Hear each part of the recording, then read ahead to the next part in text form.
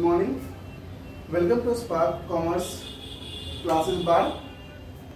आज का जो न्यू टॉपिक है हमारा टॉपिक है cash flow statements. Cash flow statement आज इसमें शुरू कर रहे हैं। बच्चों लोग बोलते हैं कि बहुत हार्ड टॉपिक है, बहुत ही सर इससे क्वेश्चन नहीं बनता। आज आप हमारे साथ यदि रूबरू रहते हैं तो कैश फ्लो स्टेटमेंट बहुत ही आसान चैप्टर है, बहुत ही चैप्टर है और उससे आप नंबर अच्छे खासे उठा सकते हैं। तो हम स्टार्ट करते हैं कैश फ्लो। यहाँ पर बात आ रही है कैश फ्लो स्टेटमेंट्स, मतलब यहाँ पर जो निचोड़ वहां निकल रहा है, यहाँ पे एक डेफिनेशन मैंने लिखा, it is a statement that show the flow of cash. मतलब पहले हम बात करते हैं फ्लो ऑफ कैश। तो फ्लो ऑफ कैश, कैश मतलब क्या हो रहा है? रोकड़, रुपये का आना और जाना, मतलब इनफ्लो और आउटफ्लो होना। इनफ्लो आउटफ्लो मतलब हमारी संस्था में जो पैसा आ रहा है और जो पैसा जा रहा है, इसके बारे में हमें देखना है कि आना और जाना, जो हमारे पैसे का आना और जाना हमें ये देखना है। इनफ्लो मतलब पैसा हमारे पास आ रही है और आउटफ्लो मतलब हमारा पैसा जा रहा है। तो हमारे से ये कह रहा था कि it is statements that show the flow of cash. मतलब हमने यहाँ पर ये सीख रहे हैं कि यहाँ पर मतलब यहाँ पर सारा का सारा लेन देन किसका हो रहा है? कैश का हो रहा है। तो सारा का सारा इसमें ध्यान किस पर होना चाहिए? हमें कैश पर होना चाहिए। कैश फ्लो स्टेटमेंट्स हमारा कैश इनफ्लो और आउटफ्लो की बात करती है। और नेक्स्ट दूसरा पॉइंट है कैश इक्विवेलेंट। जो पॉइंट क्या है? Cash equivalent. Cash equivalent during a period मतलब कोई एक निश्चित पीरियड होता है, कोई निश्चित एक अवधि होती है, 6 महीना, 1 ईयर, क्या उस अवधि में क्या आपका कैश कितना आया और कितना गया या कितने होते हैं वो कैश में बदला जाता है। मतलब कैश इक्विवेलेंट का मतलब होता है कि कैश में बदलना, उसे बोलते हैं कैश इक्विवेलेंट्स। मतलब कैश में बदल रहे मतलब या पेमेंट कर रहे हैं या रिसिप्ट कर रहे हैं। इनफ्लो आउटफ्लो, पेमेंट या रिसिप्ट। यदि पेमेंट करते हैं तो हमारा आउटफ्लो हो रहा है, यदि पैसा रिसिप्ट हो रहा है तो मेरा इनफ्लो होता है। कुछ ऐसे पॉइंट्स जो हम लोग फैक्टर करेंगे, जो हमें जब बनाने में हमें प्रॉब्लम्स क्यों आती हैं कैश फ्लो स्टेटमेंट में, हमें उस आइटम के बारे में पता नहीं होता कि वो आइटम किधर लिखी जाएगी। और हम लोग क्या करते हैं कि हमारे जो कैश फ्लो स्टेटमेंट का जो फॉर्मेट होता है वो हम लोग रट लिया करते हैं। रटने से क्या होगा? कुछ दिन तक याद होंगे, उसके बाद भूल जाएंगे और इसीलिए वो हमारे चैप्टर क्या होते हैं, हार्ड बन जाते हैं। बट हम लोग रटेंगे नहीं, हम लोग समझेंगे कैसे हम कैश फ्लो स्टेटमेंट को बनाया जाता है। कुछ पॉइंट्स को हम डिस्कस करते हैं। जैसे सब कुछ पॉइंट्स है। सबसे पहला पॉइंट्स है ऑपरेटिंग एक्टिविटीज। ऑपरेटिंग एक्टिविटीज हमने शॉर्ट में लिखा, आप लोग समझ लीजिएगा। ये एक्टिविटीज है, ये क्या एक्टिविटीज है? तो ऑपरेटिंग एक्टिविटीज हमने अभी प्रीवियस क्लास में हमने रेशियो का क्लासेस किया था, रेशियो का चैप्टर पढ़ा था। उसमें भी हम लोगों ने ऑपरेटिंग एक्टिविटीज का नाम सुना था, ऑपरेटिंग एक्टिविटीज के फॉर्मूले पढ़े थे। तो ऑपरेटिंग एक्टिविटीज यहाँ पर हो रहा हमारा करंट एसेट, मतलब सीए मतलब करंट एसेट्स, और ये है करंट लायबिलिटी।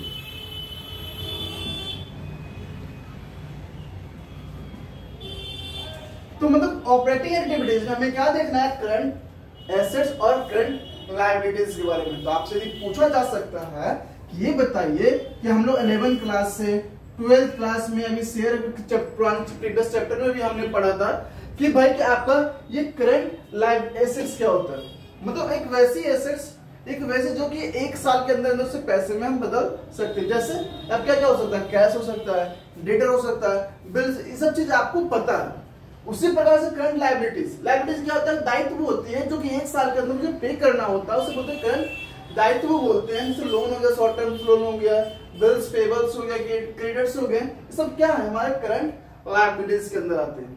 चलिए नेक्स्ट पॉइंट चलते हैं, इन्वेस्टिंग। मतलब इन्वेस्टिंग एक्टिविटीज के अंदर हमारा आता है फिक्स एसेट्स के बारे में सोचते हैं। किसके बारे में?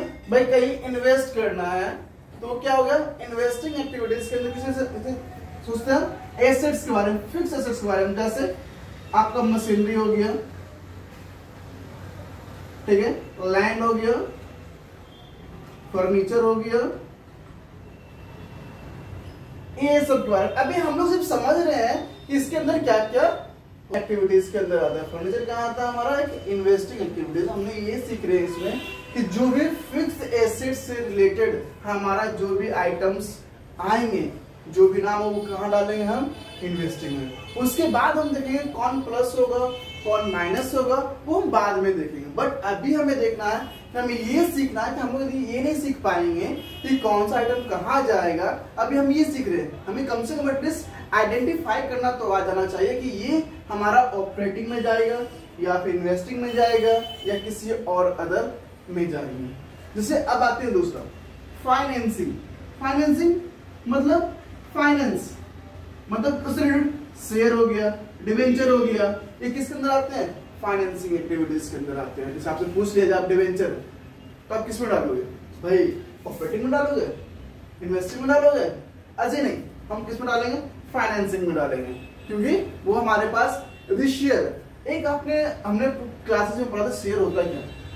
यदि कंपनी के पास यदि पैसा नहीं होती तो कंपनी शेयर इशू करती है और वो उसके पास पैसे आ जाते हैं। उसी प्रकार से डिवेंचर से भी पैसे आते हैं कंपनी के पास, तो कंपनी में पैसा आ रहा है या जा रहा है, क्योंकि हम लोग कैश फ्लो स्टेटमेंट देख रहे हैं। तो कैश फ्लो स्टेटमेंट का मतलब ये होता है कि पैसा आना और पैसा जाने का।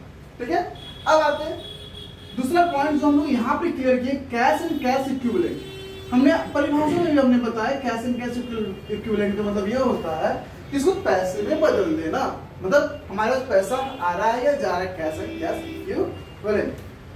जैसे नेक्स्ट आइटम होता है कि नॉन कैश आइटम। कुछ ऐसे भी आइटम्स होते हैं जो कि हमारे कैश फ्लो स्टेटमेंट का इफेक्ट नहीं पहुंचाता। जैसे डेप्रिसिएशन, ऑलरेडी हम लोग ये जो बनाते हैं, जो प्रॉफिट एंड लॉस अकाउंट में पहले से ही माइनस की गई है, यदि उसकी डेप्रिसिएट हो गया उससे हमारे कंपनी क्या फर्क पड़ा, नहीं, वो हमारे पास संपत्ति हमारे पास है तो डेप्रिसिएशन हो गया, गुडविल हो गई, या प्रोविजन फॉर बैड डेट्स हो गया।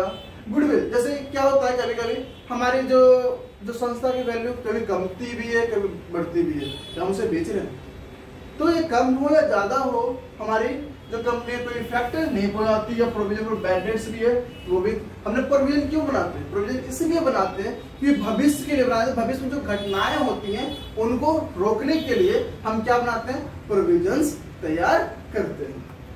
अब आगे कि भाई कि नेट प्रॉफिट बिफोर टैक्स, मतलब क्या, नेट प्रॉफिट बिफोर टैक्स का मतलब ये होता है कि हमारे पास जो प्रॉफिट है वो टैक्स से पहले, टैक्स से पहले। कुछ ऐसे आइटम जैसे प्रोविजन फॉर टैक्सेस। भाई टैक्स क्या होता है, जो टैक्स होता है कोई भी, या इनकम टैक्स हो, कोई भी टैक्स होता है कि पुराने साल का होता है जो करंट ईयर में मुझे पे करना पड़ता है, उसे बोलते हैं आप प्रोविजन फॉर टैक्सेस या इंटरिम डिविडेंड्स होते हैं। अभी जो हमने ये सारे चीजें हमने भी पढ़े कि भाई कौन सा आइटम किस में जा रहा है, कुछ ही हमने पढ़े जिससे हमें समझ में ये आ रहा है कि भाई ये हम आपसे नहीं पूछूं कि भाई एसेट्स मशीनरी कहाँ आ रहा है, या मैं करंट एसेट्स एंड लायबिलिटीज में पूछूं कहाँ आएगा, एक नॉन कैश आइटम में क्या क्या आइटम्स आएंगे, वो सारी चीजें। अब मैं आगे की तरफ जाऊंगा कि भाई मैं कुछ आपको क्वेश्चन दूंगा कि जिससे आप ये मुझे बताएंगे कौन सा ऑपरेटिंग में आएगा, कौन सा इन्वेस्टिंग में आएगा, कौन सा फाइनेंसिंग में आएगा, कौन कैश एंड कैश इक्विवेलेंट है, नॉन कैश आइटम है, या फिर आपका नेट प्रॉफिट बिफोर टैक्स है। ठीक है, तो हम बात करते हैं अब आगे